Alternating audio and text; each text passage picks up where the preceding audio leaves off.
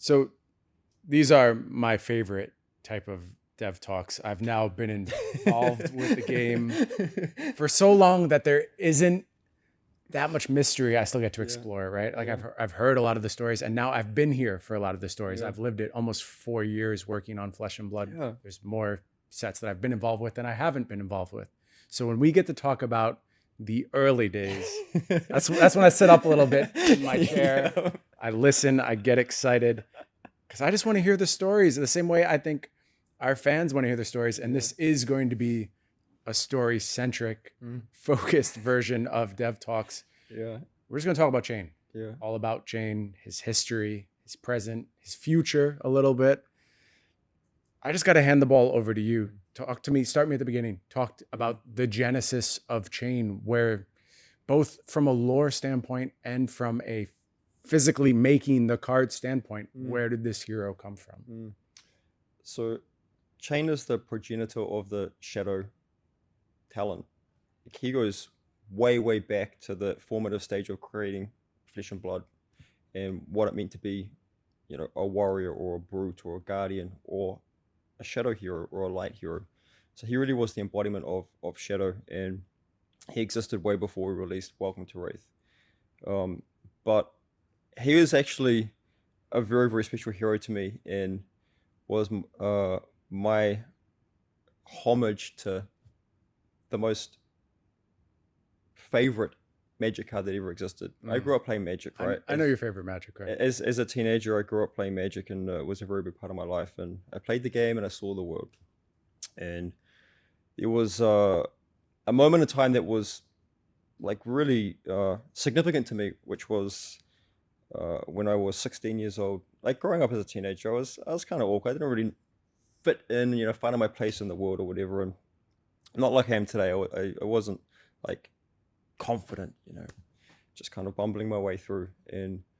But I love playing Magic. I love playing trading card games. I love being part of this community that I could apply my mind to. And I was like always pretty good at Magic, but there was this one tournament in 1997, just after Tempest came out, and this is when I was still living in Napier, a small town in New Zealand, and get up at like literally 4 a.m. in the morning and drive down to Wellington because that's where the tournaments were. It was tournaments in my little town, and went down to Wellington for this tournament, which felt like a big tournament in the context of New Zealand. It was probably like 35, 40 people or something like that, and I played a Necropotence deck, which was like Necropotence was my favorite card, and I won that tournament, and like that was a really big deal for me as a 16-year-old who just wasn't that confident to actually like go up head to head against all these like smart adults, like the people in their room were smart people, and to actually like win that tournament, and it just like it was kind of like one of those moments that you look back on and it's like it proved something to myself. Mm. And uh to kind of like earn the respect of your peers as well in that kind of moment was uh like a very significant moment in my life. And I already loved Nick Components before that, but after that, I was like, yeah, this is my card. And for all you out there, like the summary of what this card does is you can essentially trade life for cards, and it has some other restrictions on it. Completely broken, by the way. Like this just may be one of the best Magic cards ever made. Yeah, for real. So for also like I got this is the OG Necro From your deck? from my deck. Okay, One that's of the sick. very few Magic cards that I have actually kept. There's a little bit more of a story behind this I'll get to in a minute as well. But that that kind of like flow through to a legacy of playing Necropotence and like pretty much as many events as I could from there on out. And coming back to, creating Flesh and Blood, like you look to your past, like there's many inspirations injected into Flesh and Blood, into building the world. I've spoken to this in different interviews over the years of like growing up, my love of King Arthur and that story, and how that is like was quite a big like influence into the creation of Solana, and other parts of our world as well. It's a lot of the inspiration comes from my life and this and my story. And Chane is another example of that, where I just kind of wanted to pay homage to Necro, this card that meant a lot to me, and how could we like sort of embody that into the game system of Flesh and Blood. So obviously, the way that it interacts with Blood Debt is kind of the concept of exchanging life for cards, although you often get around that with how Chane functions, but the general premise of it, and how he kind of like puts you on the clock of like you have this kind of like macro constraint applied to the way that you have to play the game. You're gonna, the soul shackles will eventually consume you. A little, somewhat similar to Necro and how you don't get to draw any more cards. It's like this kind of constraint, forced upon you. So that was kind of like I guess the origin of why I created this hero and the story. And yeah, as you mentioned, Necropotent's completely broken. Chane, as it appears, completely broken as well. Good case for being broken as well. And yeah, we can talk about that more soon.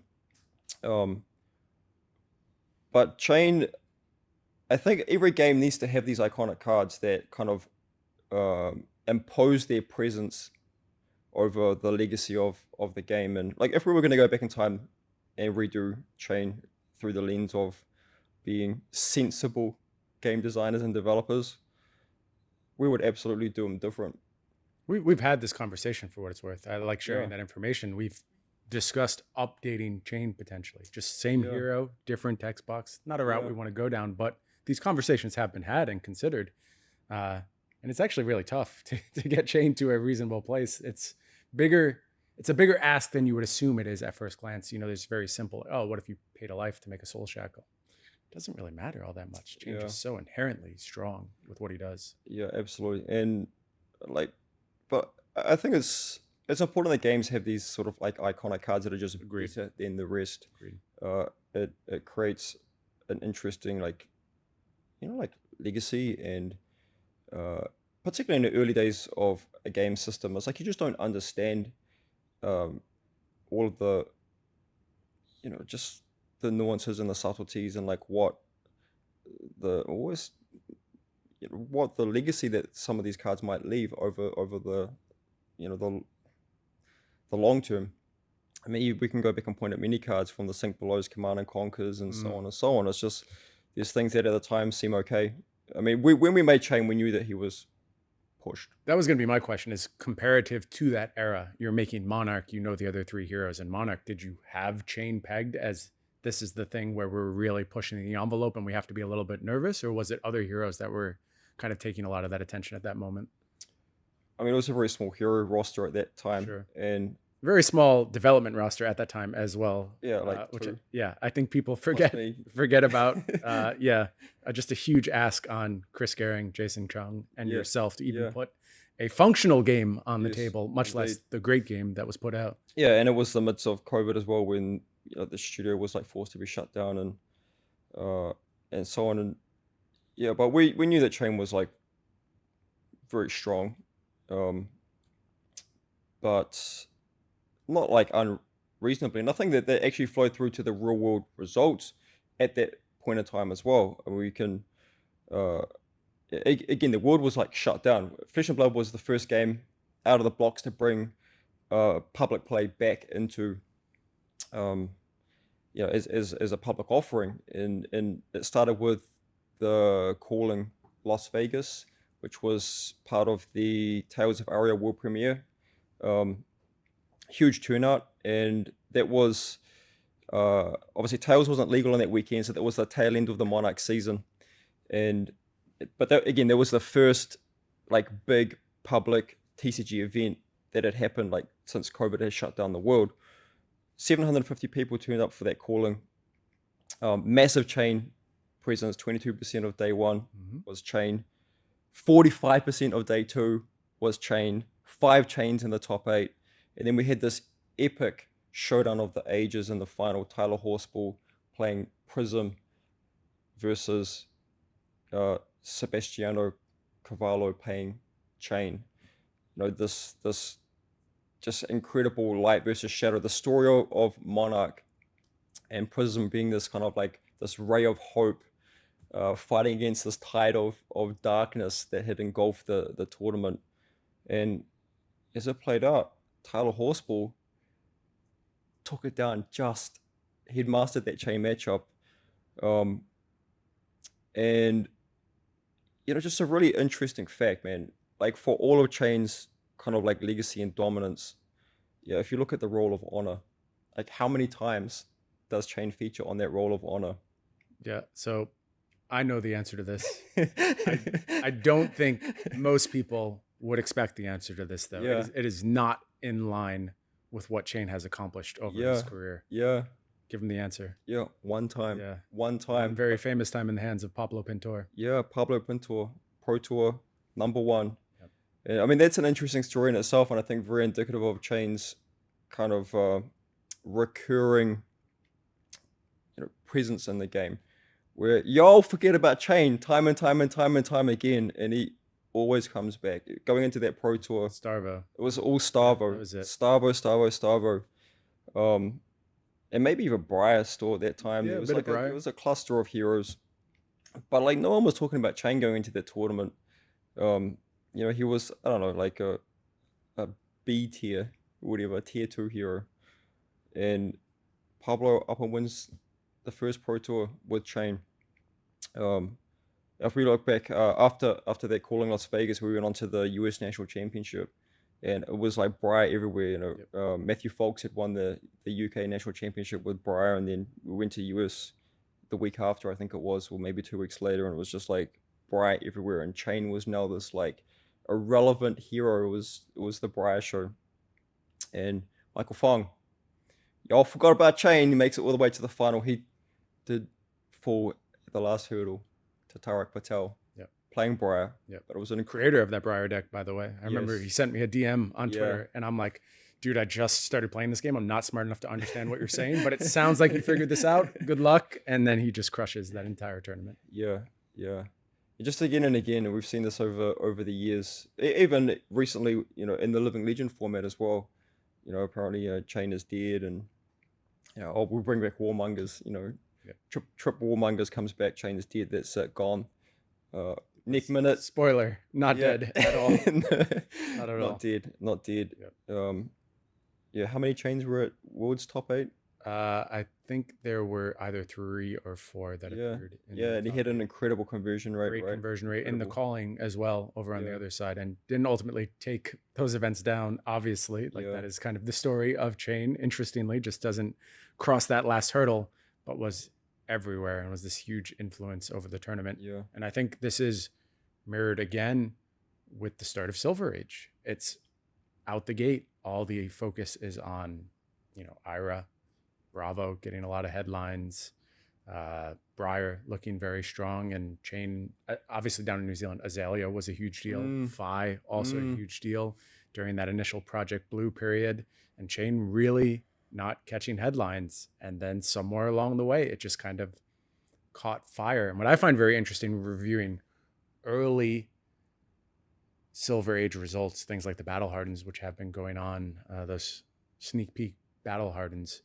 when you review the names present in those tournaments, those known names, those great fixtures of the Flesh and Blood World Tour, they're all playing Chane. They're all believers in this hero. And it speaks a lot to this hero's identity and kind of how intimidating the hero is to pick up. Because this time period you're talking about with this first calling, this is when I'm finding the game.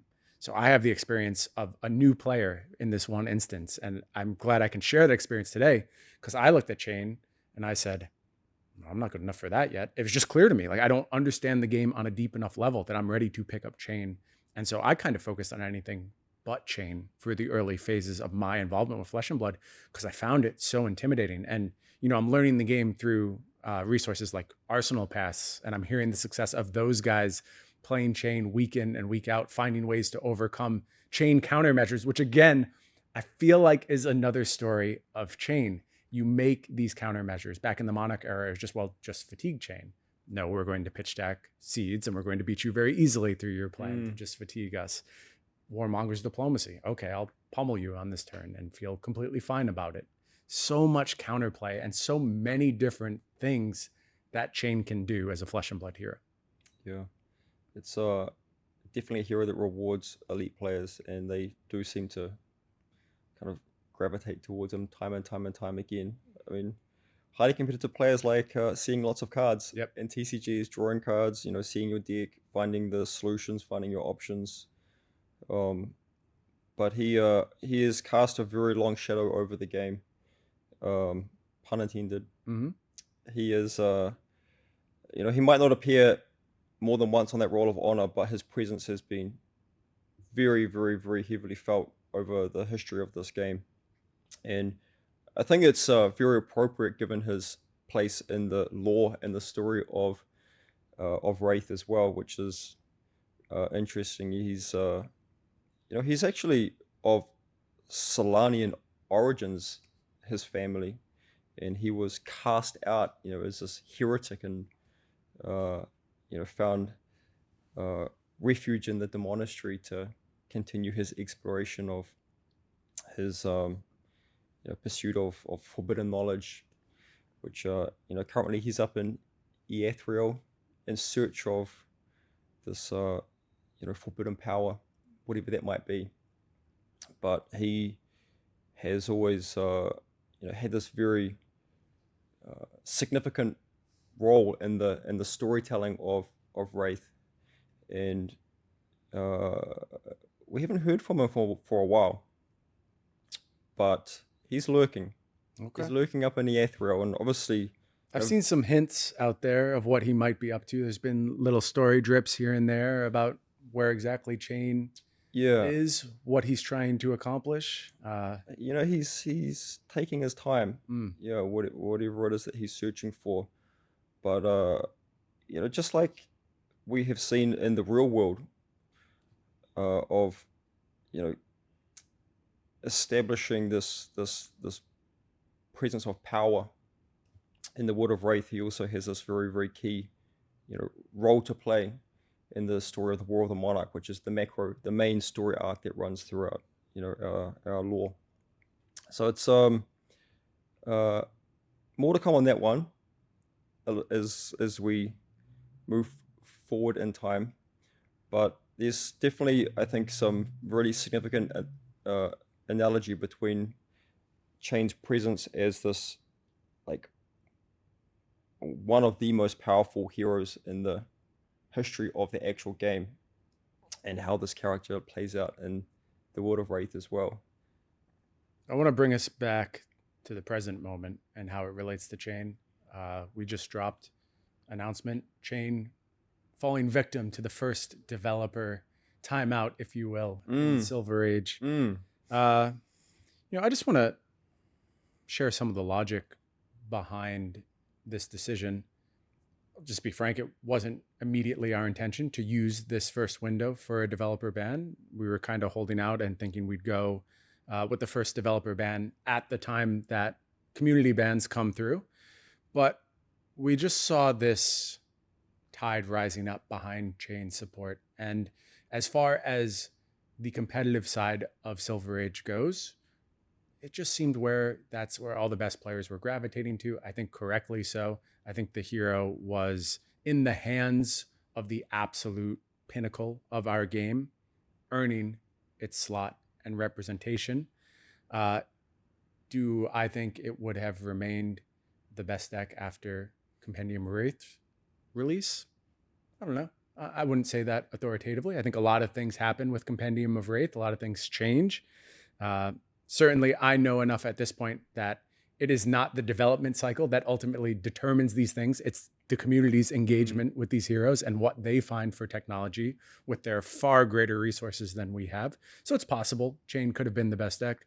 But I just think it was important to kick Silver Age off with something different, not under that long shadow of Chane in this instance. Absolutely. And I mean, even look at some of these recent results. We've had a few quite big Silver Age events in Japan now, And that was really where the groundswell behind Chane and Silver For Age sure. started. There was was it the Hero Scramble? I think the 300 player tournament that had Correct.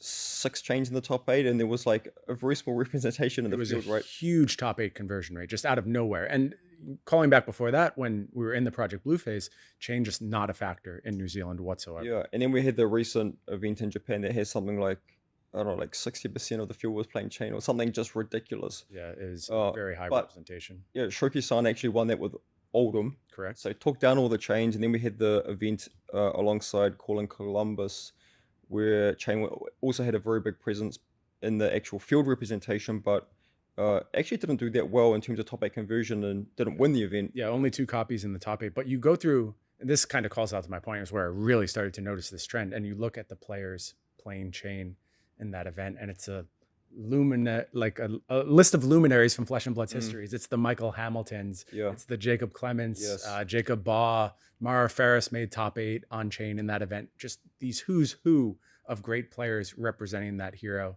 And it's a big hurdle for somebody who's just getting involved in competitive Flesh and Blood to take down a Michael Hamilton playing Chane or a Pablo Pintor playing Yeah. Chane. You really need to have extremely detailed and thorough matchup understanding to find success. I think, look, China will obviously have a place in Silver Age as we move forward because he'll come back from his time out. So it's not like he's gone for good, but it's just really important that we start this format off officially on the right foot. And this is supposed to be that moment in time where we're welcoming a bunch of brand new players into the community with the release of the Silver Age Precon decks, which are absolutely incredible, by the way.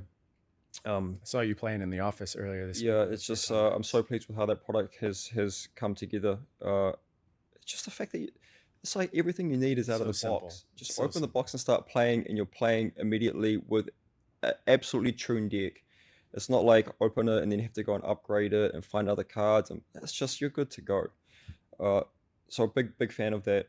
But look, we've put a lot of effort into crafting this new like onboarding experience essentially for new players. You know, a really big marketing campaign going out, working with tons of people from the community, content creators, across the spectrum of games, by the way, to put a really big push to bring a whole bunch of new players into the Flesh and Blood community.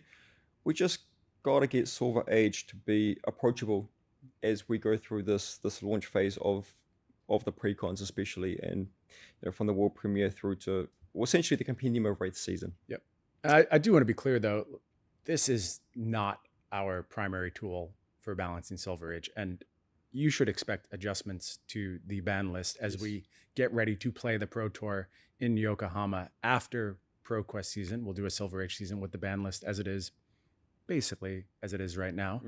But before we head into Yokohama, you can expect alterations, both bans and unbans on the table. Team is working hard on exactly what we want to do right now. So, and look, we've said this many times in interviews over the previous months, but from the internal LSS development team, you guys were creating Silver Age based on Compendium.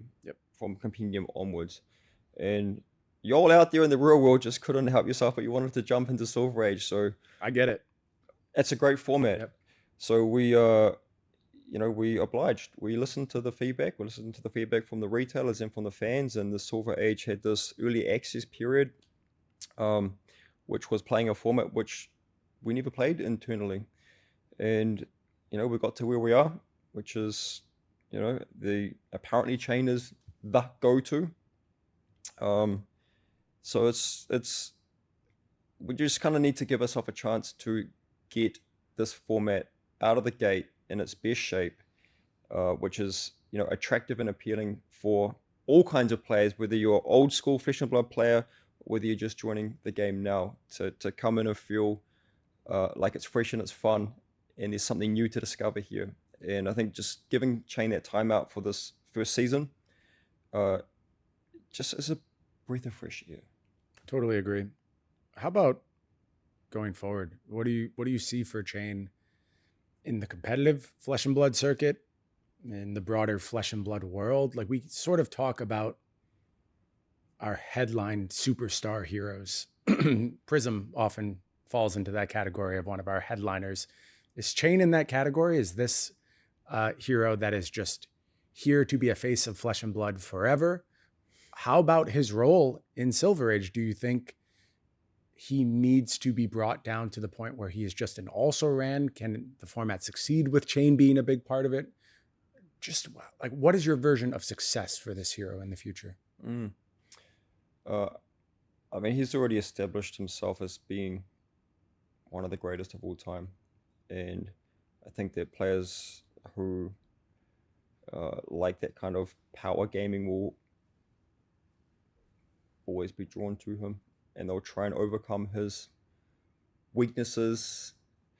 And we're going to be printing more cards that can interact with Chane and give other heroes more agency to combat his playstyle and strategy.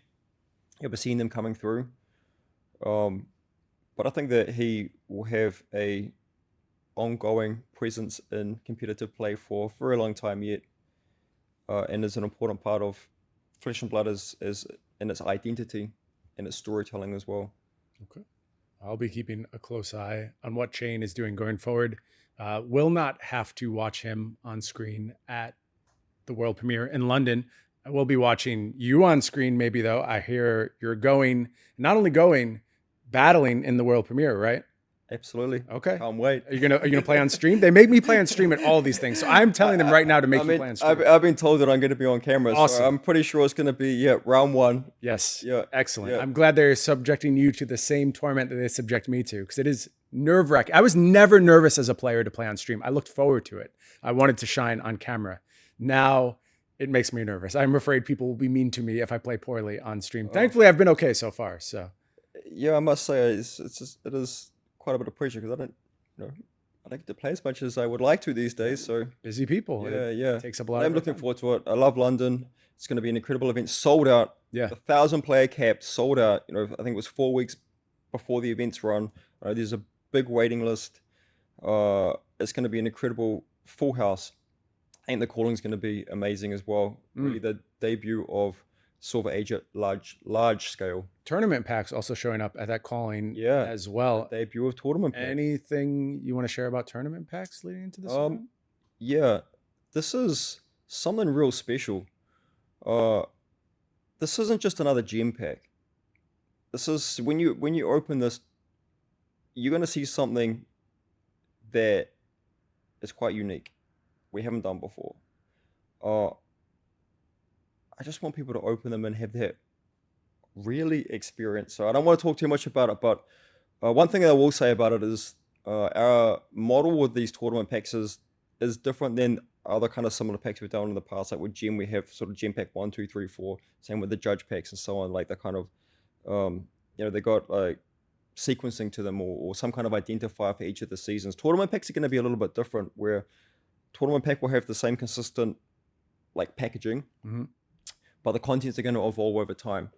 So maybe 6 months from now, you'll get a tournament pack and it's going to look the same, but what's inside it might actually be evolved. And as we move through time, the tournament packs from each of these sort of like waves will, they'll probably blend together. So you might get one of the like OG waves of tournament pack sometime in the future and be like, oh, wow, I thought that was, gone. So it's going to create this very interesting evolution of what you could get. But I will say the contents inside, they're really special. That's really cool. Special. I'm looking forward to seeing those in action. I unfortunately am barred from getting my hands on them, which feels a little unfair. I'm just going to say it feels like there should be some internal tournaments with tournament packs on offer, so all of us employees can get a chance as well. Just putting that on the table right now. You can think about it. It's okay. You don't have to answer now. Just think about it. I'm working for you employees. Don't worry. Anything else you want to wrap about as we get ready for this very, very exciting time in Flesh and Blood's history?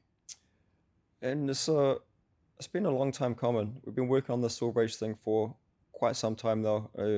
Yourself, Carol, and the team have put a huge amount of heart and soul into the crafting what Silver Age is as a format, and then obviously building out these products to support the launch of it with the pre-con decks. I think it's just a very impressive portfolio of product offering to the fans. I hope you all enjoy it, and all of the LGSs really get behind this.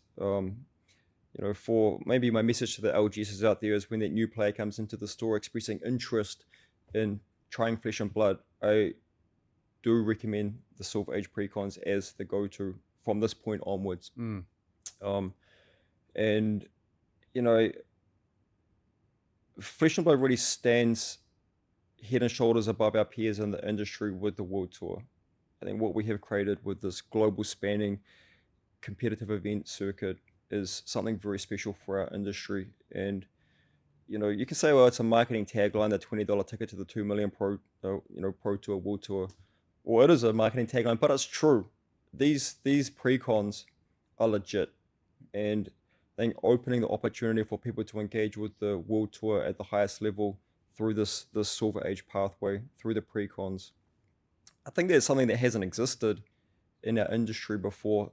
Like, for a publisher to give that level of access to something as prestigious and lucrative as the Flesh and Blood World Tour. So I'm very proud that we've made that bold step as a studio and really, I think, categorically address this issue of like Flesh and Blood is too expensive. Well, it isn't actually. Now you have a $20 pathway to like the best that we offer in terms of organized play, and at all levels, from store level to the regional level, all the way up to our World Tour.